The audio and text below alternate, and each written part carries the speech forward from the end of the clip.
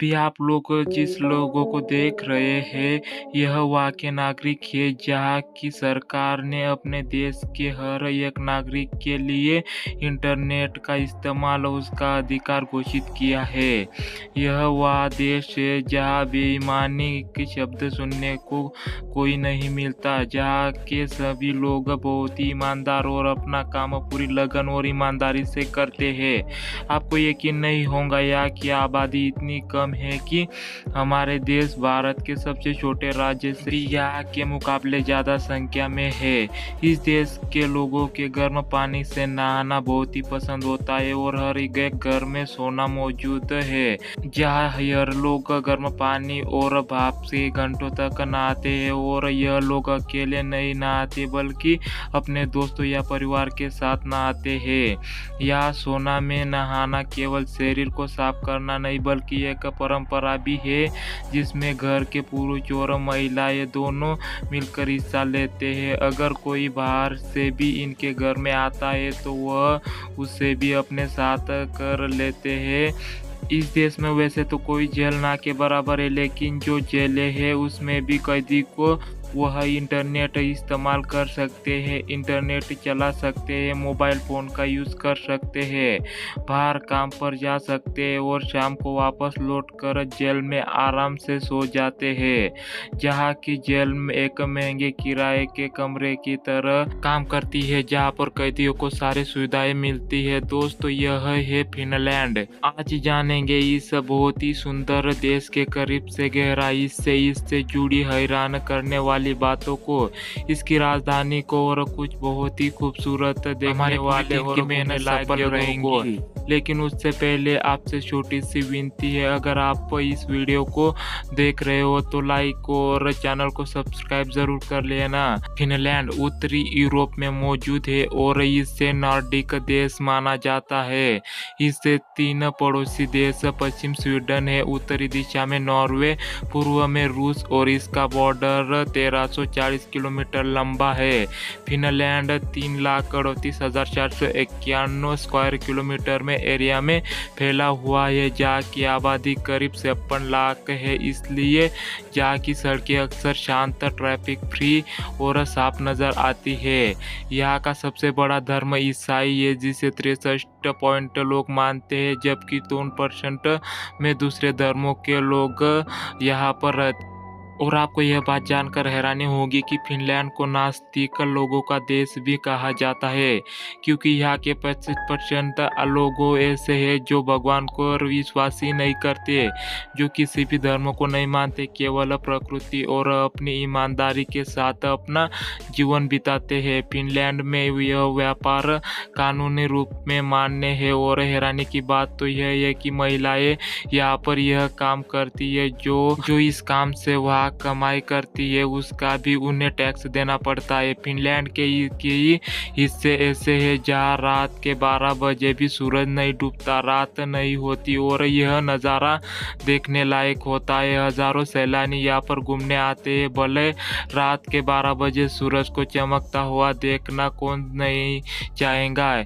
इस देश में ठंड बहुत ही कड़ाके की रहती है, ठंडी हवाएं चलती है, चारों तरफ बर्फ की चादरें और साइड में बर्फ के कपड़े पहने हुए ऊंचे पेड़ है, मानो हम किसी फिल्म के सेट पर पहुंच गए हो। लोग खुद को गर्म रखने के लिए मांस खाते हैं, मछली खाते हैं और 20% तापमान में बर्फ की नदी में शहद बनाकर उसमें खड़े हो जाते हैं, उसमें नहाते हैं। यह लोग मानते हैं यह साहस और शक्ति के साथ दिमाग पर कंट्रोल करने में मदद करता है और ऐसा करने के बाद यह लोग गर्म पानी और भाप में इसी तरह से नहाते हैं। यह देश की राजधानी हेलसिंकी जो आज फिनलैंड की राजधानी है, पहले एक छोटा सा समुद्री कस्बा हुआ करता था। इसे साल 1550 में स्वीडन के राजा गुस्ताव वासा ने बसाया था। उस समय फिनलैंड स्वीडन के कंट्रोल में था और राजा चाहता था कि बाल्टिक सागर के व्यापार में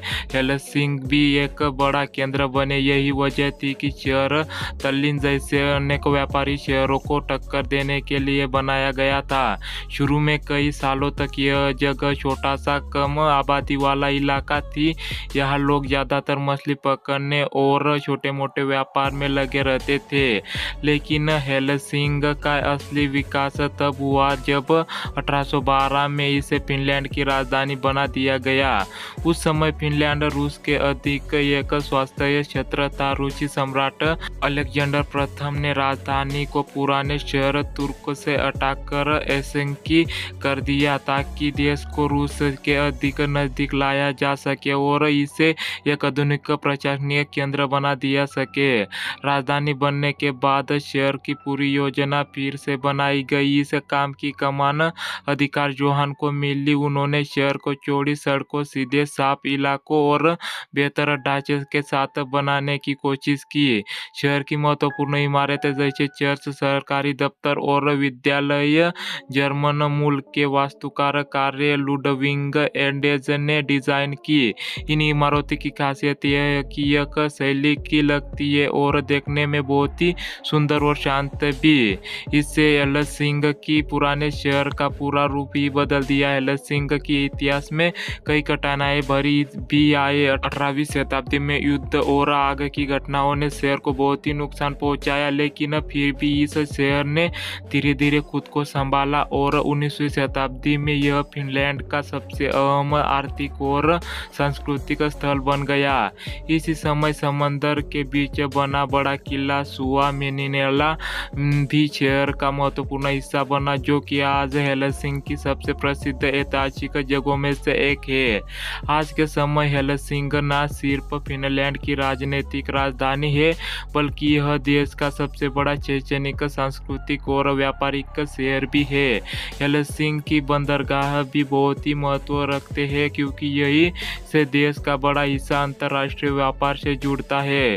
शहर की सुंदर इमारतें, बड़े चौक, चर्च और समंदर के किनारे फैली साफ सुथरी जगह इसे बहुत ही खास बनाती है। इसके अलावा हेलसिंकी को डिजाइन और कला का भी शहर माना जाता है। साल 2012 में इसे वर्ल्ड डिज कैपिटल का खिताब भी मिला था, जिसके इसकी पहचान पूरी दुनिया में मजबूत हुई। जब फिनलैंड में कोई सैलानी घूमने आता है तो उन्हें सलामी दी जाती है। वह अकेले जंगल या बर्फीले पहाड़ों के पास ना जाए, क्योंकि फिनलैंड में 2000 से ज़्यादा की संख्या में जंगली भूरे भालू रहते हैं।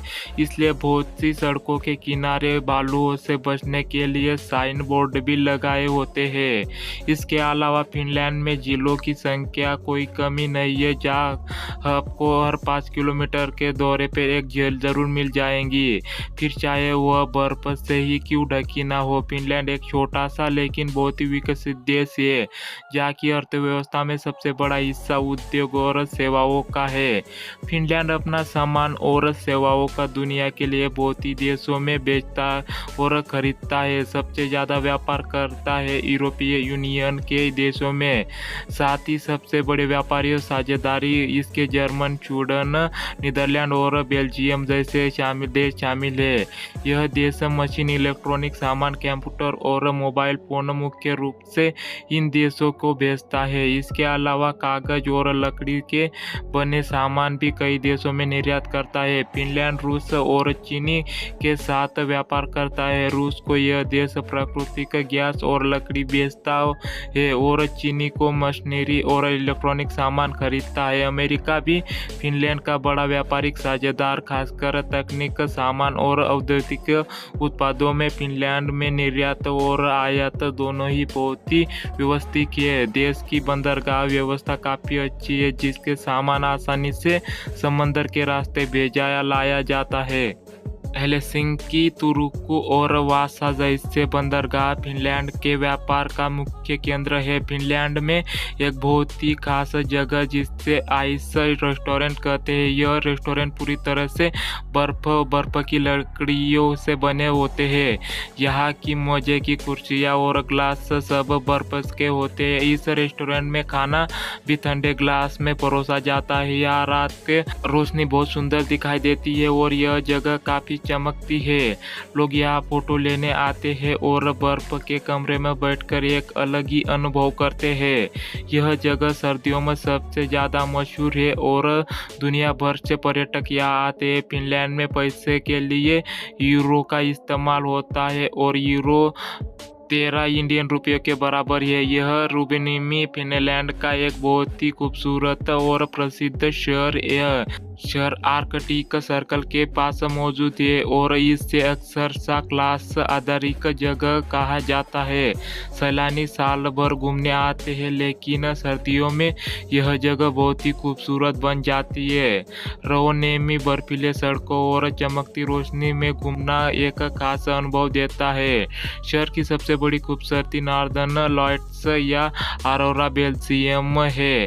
यहाँ आकर लोग रंग बिरंगी रोशनी को आकाश में चमकते हुए देखते हैं। इसके अलावा सांता क्लॉज विलेज एक और आकर्षण है, जहाँ बच्चे और बड़े दोनों ही सांता क्लॉज से मिलने सकते हैं और अपने लिए सुंदर यादगार चीजें ले सकते हैं। रोमेनी और सैलानियों के लिए बहुत ही सारी गतिविधियाँ जैसे रेडिएट साइलेंट राइड्स, हैकी सरप्राइज और स्नो मोबिल टूर। यहाँ की प्रकृति बहुत ही साफ और सुंदर। गर्मियों में यह जगह हरे भरे जंगलों और झीलों से सज जाती है। इस शहर का महत्व सिर्फ पर्यटन के लिए नहीं, यहाँ की सांस्कृतिक और पारंपरिक जीवन शैली जैसे लिपलैंड की आदिवासी संस्कृति लोगों को सीखने को अनुभव करने का मौका देती है। रोवेनिएमी एक ऐसी जगह है जो हर उम्र के लोगों को प्राकृतिक त्योहार और साहसिक अनुभव देती है। तो दोस्तों, यह था छोटा सा लेकिन बहुत ही कमाल का देश फिनलैंड। दोस्तों, अगर आपको वीडियो ज़रा से भी पसंद आई हो तो वीडियो को लाइक कर लेना, चैनल पर न्यू हो तो चैनल को सब्सक्राइब कर लेना। मिलते हैं अगले वीडियो में, तब तक के लिए धन्यवाद। जय हिंद, जय भारत।